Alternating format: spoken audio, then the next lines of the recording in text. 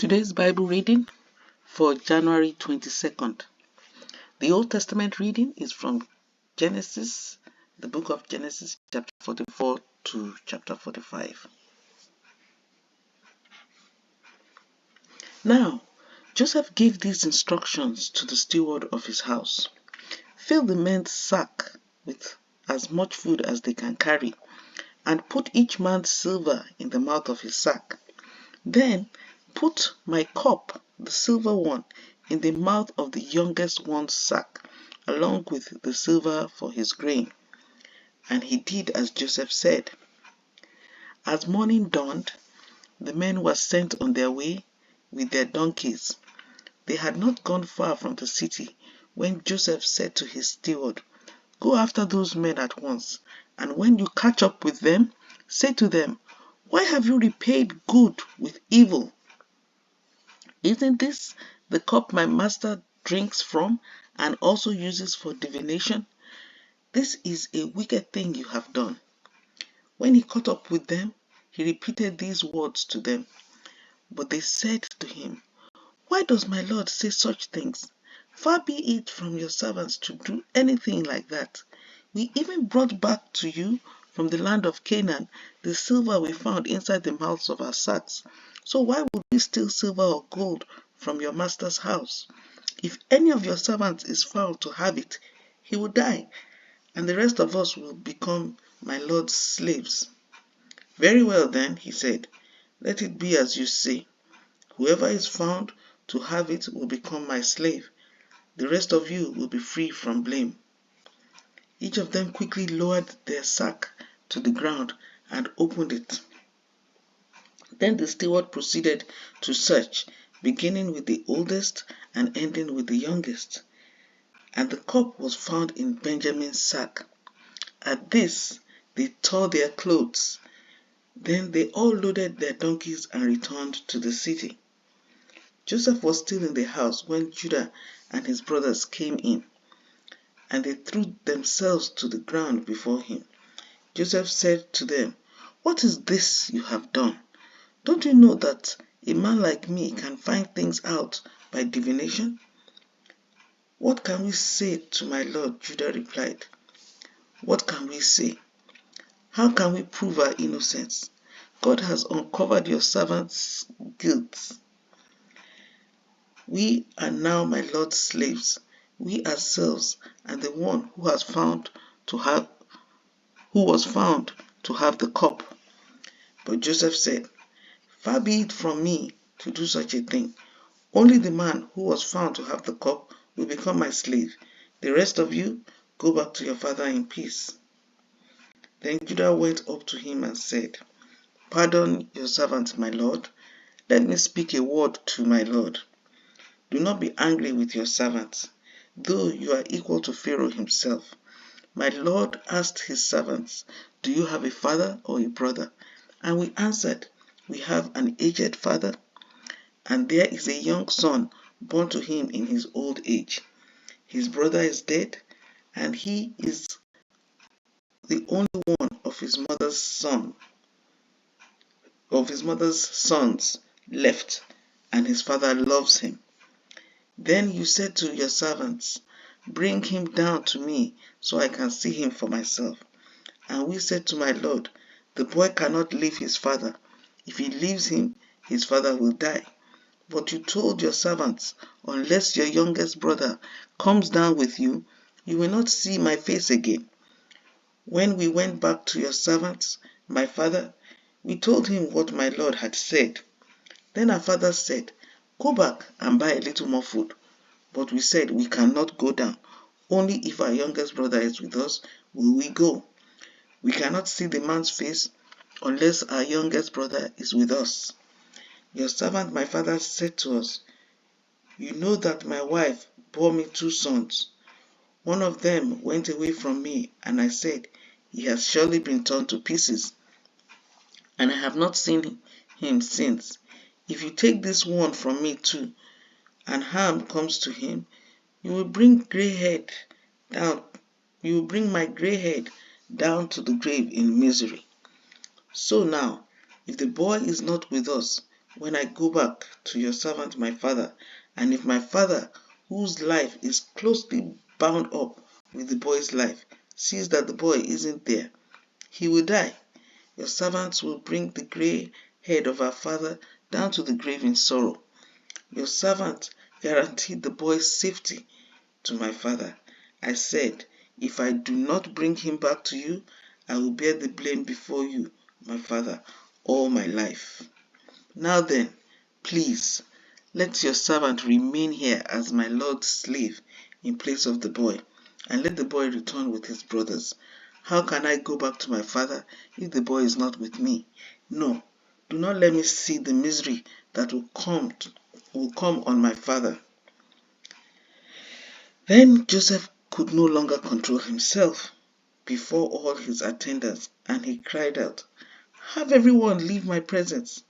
So there was no one with Joseph when he made himself known to his brothers, and he wept so loudly that the Egyptians heard him, and Pharaoh's household heard about it.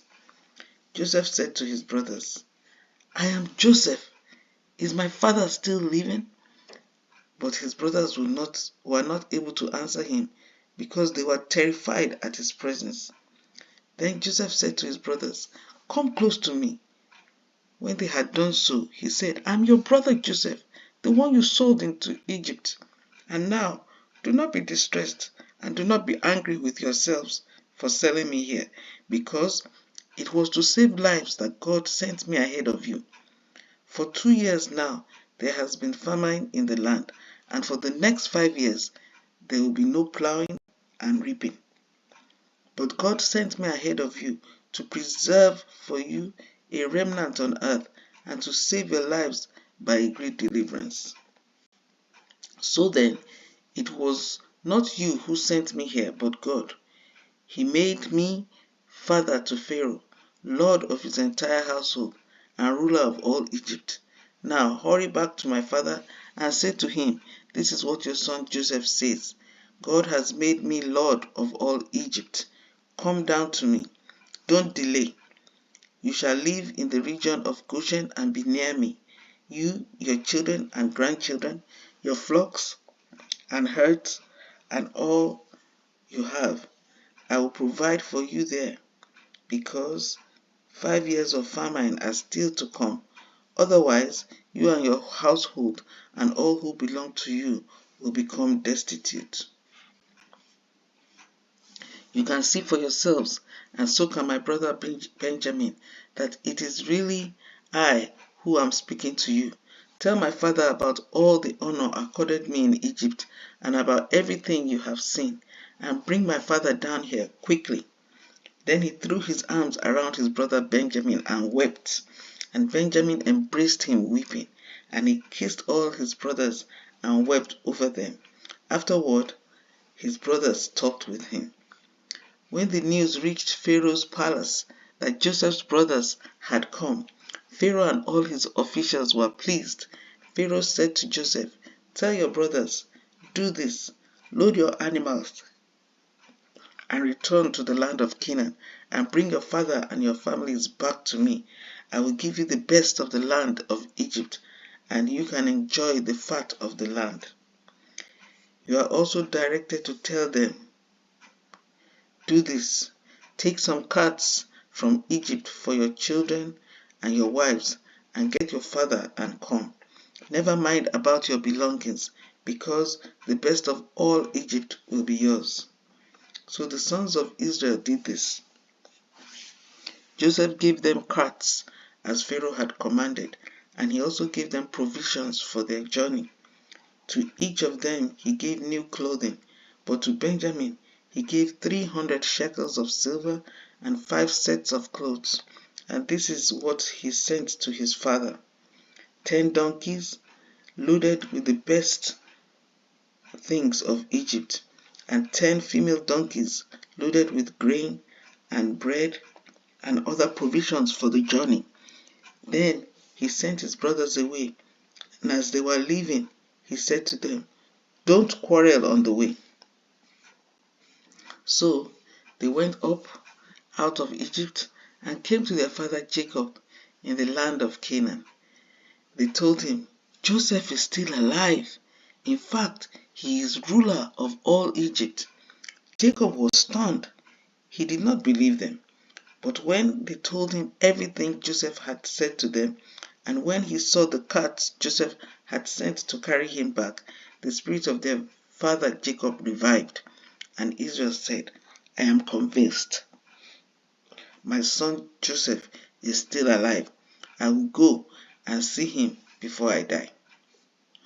So that was the reading of the Old Testament.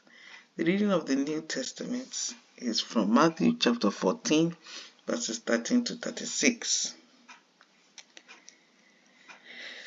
When Jesus heard what had happened, he withdrew by boat privately to a solitary place. Hearing of this, the crowds followed him on foot from the towns. When Jesus landed and saw a large crowd, he had compassion on them and healed their sick. As evening approached, the disciples came to him and said, "This is a remote place, and it's already getting late. Send the crowds away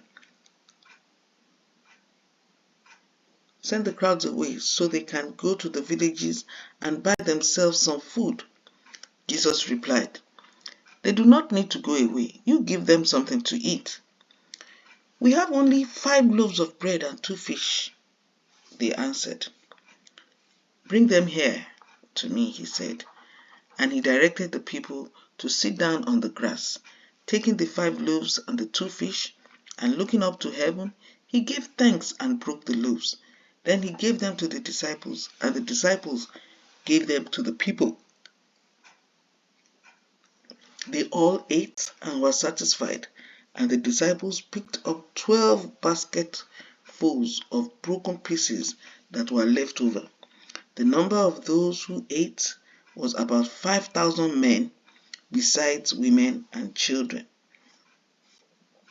Immediately, Jesus made the disciples get into the boat and go on ahead of him to the other side, while he dismissed the crowd.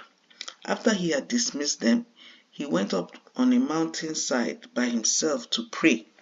Later that night, he was there alone, and the boat was already a considerable distance from land, buffeted by the waves because the wind was against it. Shortly before dawn, Jesus went out to them walking on the lake. When the disciples saw him walking on the lake, they were terrified. "It's a ghost," they cried. "It's a ghost," they said, and cried out in fear. But Jesus immediately said to them, "Take courage, it is I. Don't be afraid." "Lord, if it's you," Peter replied, "tell me to come to you on the water." "Come," he said.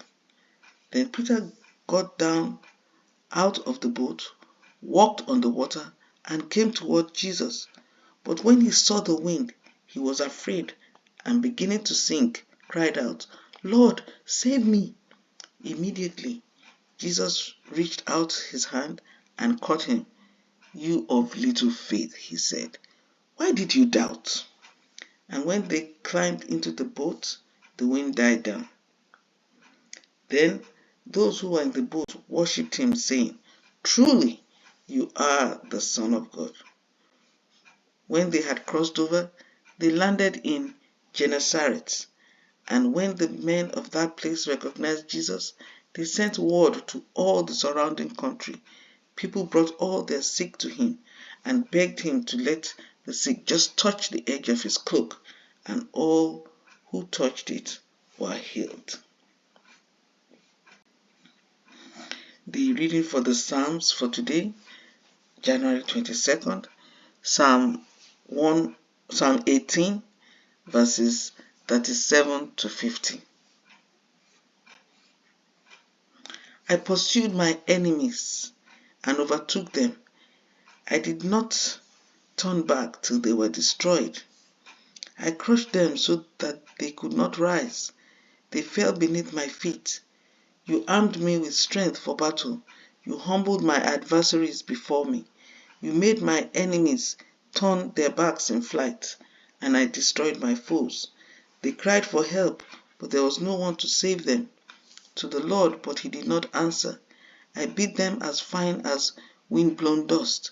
I trampled them like mud in the streets. You have delivered me from the attacks of the people. You have made me the head of nations. People I did not know now serve me. Foreigners cower before me. As soon as they hear of me, they obey me. They all lose heart. They come trembling from their strongholds. The Lord lives. Praise be to my rock. Exalted be God my Saviour. He is the God who avenges me, who subdues nations under me, who saves me from my enemies. You exalted me above my foes. From a violent man you rescued me. Therefore I will praise you, Lord, among the nations. I will sing the praises of your name. He gives his king great victories. He shows unfailing love to his anointed, to David and to his descendants forever. That's the reading of the Psalms. The reading of the Proverbs for today, Proverbs chapter 4, verses 11 to 13. I instruct you in the way of wisdom and lead you along straight paths. When you walk, your steps will not be hampered. When you run, you will not stumble. Hold on to instruction. Do not let it go. Guard it well, for it is your life. So that's the end of today's reading for January 22nd.